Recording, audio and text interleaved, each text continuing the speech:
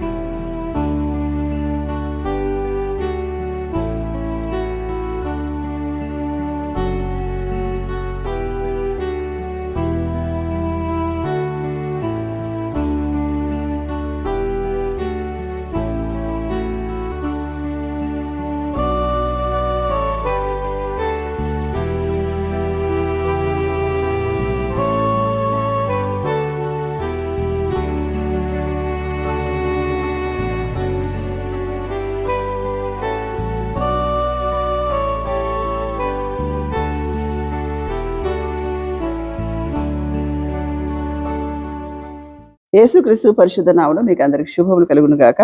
అనుదిన దైవ ధ్యానాలకు స్వాగతం. ఎస్తేరు గ్రంథాన్ని ధారావాహికగా వింటున్నాం. ప్రసారాలు వించుడని నమ్ముతున్నాం.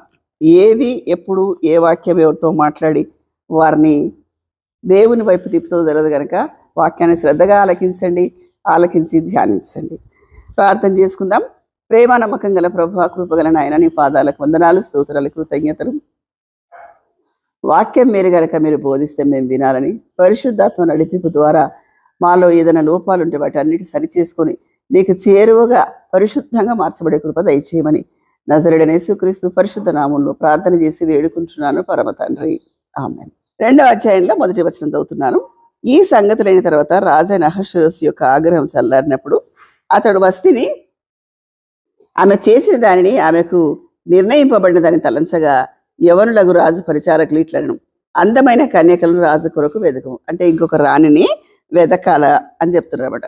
3వ వచనంలో ఆ ప్రపోజల్ చెప్పారు. ఏంటంటే ఎలా చెయ్యాలి రాణులను వెదకాలంటే ఏం ప్రకటన చేయాలి? శూషణ కోటం అంతఃపురంకు చేర్చి స్త్రీలకు కాపరియగు రాజు యొక్క నపుంసకుడు హేగే వశము.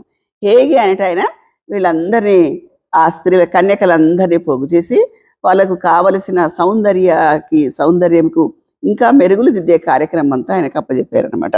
తర్వాత ఈ అధ్యాయం అంతట్లో, ఈ గ్రంథం అంతట్లో ఒక మెయిన్ మాట ఏమిటంటే దయపుట్టెను అని 7 సార్లు ఉంటుంది. మన మొదటి ప్రార్థన దేవని దయ కోరుకుంటున్నాను, నీ కనికరాన్ని కోరుకుంటున్నానని ప్రార్థన చేయాలి. ఇక్కడ ఎస్తేరు సక్సెస్ కావడానికి, ఆమె రాణిగా కావడానికి ఆమె బానిస, ఆమె తల్లిదండ్రులు లేని ఆమె మొర్దెకై దగ్గర పెంచబడుతుంది. ఆమె సక్సెస్కు కారణం, జయానికి కారణం, విజయానికి కారణము రాజుకు ఆమె ఎడల దయ పుట్టెను. ఇక్కడ అహష్వేరోషు రాజు యెహోవా తండ్రికి సాదృశ్యంగా ఉన్నాడు. ఈమె ఎస్తేరు సంఘానికి సాదృశ్యంగా. తర్వాత యెహోవా ప్రత్యక్షలు, యేసుక్రీస్తు ప్రత్యక్షలు కూడా నేర్చుకుందాం. ఇక్కడ తన దయ పుట్టిందంట. ఎందుకు దయ పుట్టిందో చూడండి. 2వ అధ్యాయం 9వ వచనంలో ఏముందంటే, ఆ చిన్నది అతని దృష్టికి ఇంపైనది కనుక ఆమె అతని వలన దయ పొందెను. కాబట్టి ఆమె పరిమళ క్రియల కొరకైన వస్తువులను, ఆమెకు కావలసిన భోజన పదార్థములను, రాజు ఇంటిలో నుంచి ఆమెకు ఇయ్యదగిన 7 ఆడపిల్లలను అతను ఆమెకు త్వరగా రప్పించి, అందరిలో మొర్దెకై దగ్గర ఈమె తల్లిదండ్రులు లేని పిల్ల పెంచబడుతుంది, బానిస ఈమె. అయితే అందరు కన్యకలు వస్తున్నారు కదా, నీ కూడా ఒక ఏర్పాటు చేస్తాను మొర్దెకై ఆలోచన చేసి ఆమెను పంపినప్పుడు ఈ మాట. 2వ అధ్యాయం 9వ వచనం. 13వ వచనం చూద్దాం. ఏమనగా ఆ తీరున వారు పరిమళ క్రియలు చేయ కాలం సంపూర్ణమగుచుండెను. మరియు అంతఃపురం నుండి రాజు ఇంటిలోనికి వెళ్ళవలసిన సమయమందు ఆమె ఏమేమి కోరునో అవి అట్టి స్త్రీకి ఇయ్యబడుట కద్దు. సాయంత్రం అందు ఆమె లోపలికి వెళ్ళి మరుదినం ఉపపత్నుడు ఈ రాజు అందరు ప్రిపేర్ అయిన తర్వాత ఒక్కొక్కరిని ఇంటర్వ్యూ లాగా పంపిస్తున్నాడు. ఎవరి మీద దయపడుతుందో ఆమె రాణిగా సెలెక్ట్ అవుతామట. తర్వాత ఈ ఎస్తేరు బ్యూటీ ఏంటంటే అంత అందంగా ఉందని ఎక్కడ రాయబడ్డది, కానీ తగుమాత్రపు వస్త్రాలు వేసుకుందంట. తగుమాత్రపు మేకప్, ఎన్నో పరిమళ తైలాలు ఉన్నాయి, ఎంతో ఉంది మేకప్, కానీ తగుమాత్రం. ఆమె ఇంటెన్షన్ ఏంటంటే తన వారి పక్షంగా, యూదుల పక్షంగా విన్నపాన్ని చేయడానికి ఆ ప్లేస్ ఎన్నుకుంది, కానీ రాజరికం గురించి కానీ ఆమె ఆలోచన చేయలేదన్నమాట. కాబట్టి ఇక్కడ ఏమే ఎస్తేరు రాజుకు చాలా చాలా ఇష్టం, ఎందుకంటే చాలా సింపుల్గా ఉంది అని. కాబట్టి డ్రెస్సింగ్ అనేది చాలా చాలా ఇంపార్టెంట్. అంటే ఎవరికి ఎలా నప్పుతుందో అలా చేసుకోవడం ఇందులో ప్రధానమైన అంశం. తర్వాత ఆమె వ్యక్తిత్వం కూడా కనిపిస్తుంది. తర్వాత అందరికంటే ఎస్తేరును రాజు ఎక్కువగా ప్రేమించాడు. 2వ అధ్యాయం 17వ వచనం ఉంది. స్త్రీలందరికంటే రాజు ఎస్తేరును ప్రేమించాను, కన్యకలందరికంటే ఆమె అతని వల్ల దయాదాక్షలు పొందిన.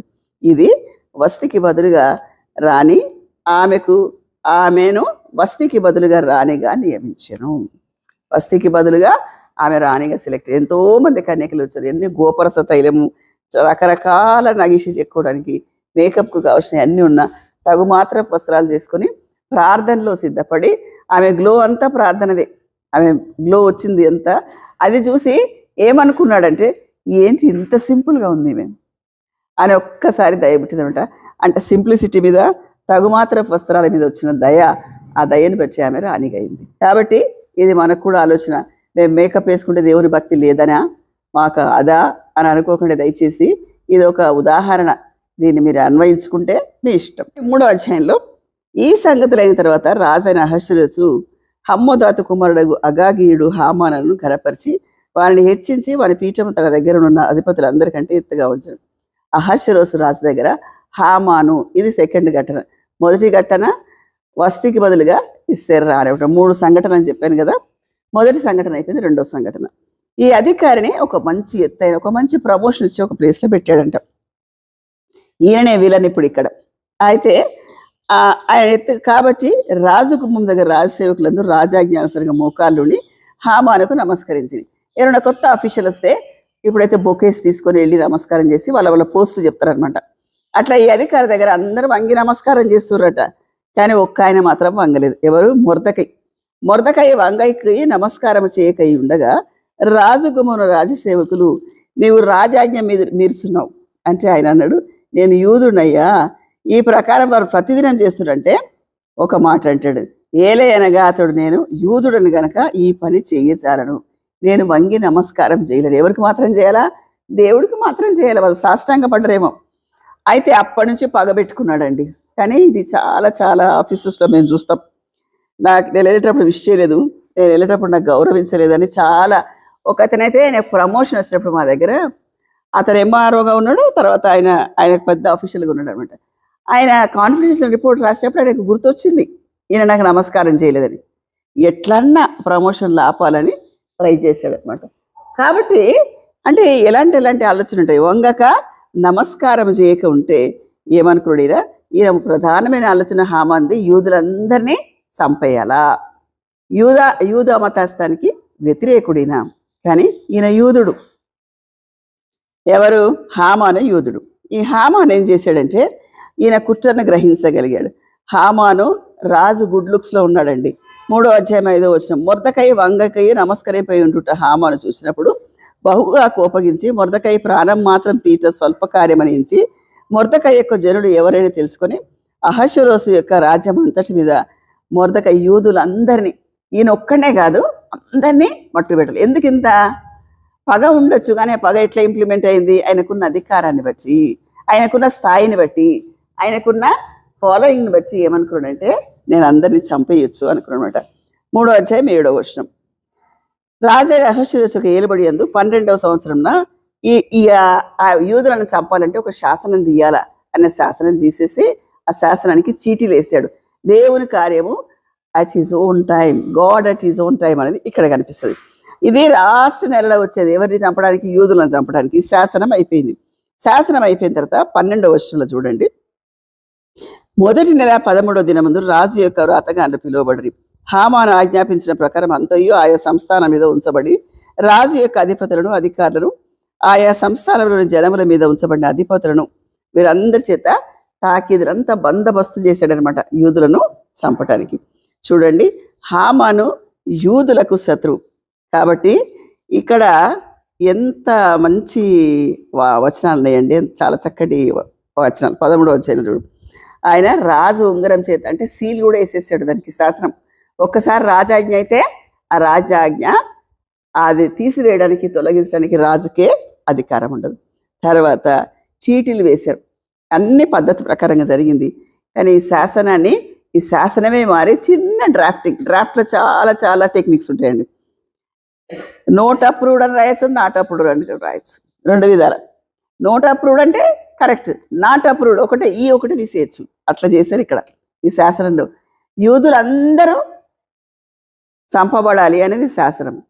యూదులు తప్ప అని ఒక మాట రాశాడు. ఎవరు? వ్రాతగాన్లు. డ్రాఫ్ట్స్మెన్ టెక్నిక్ ఇది. ఇక్కడ ఈ కుట్ర మాత్రం జరిగింది. హామాను ఎంట్రీ, హామానుకు మొర్దకై వంగక నమస్కారం చేసినందుకు ఆయన కుట్ర, ఆ కుట్రకు కావలసిన శాసనం అయింది. ఆ శాసనం ఎలాగా ఇంప్లిమెంట్ అయిందో చూద్దాం. ఈ మాటలు దేవుడు దీవించుగాక.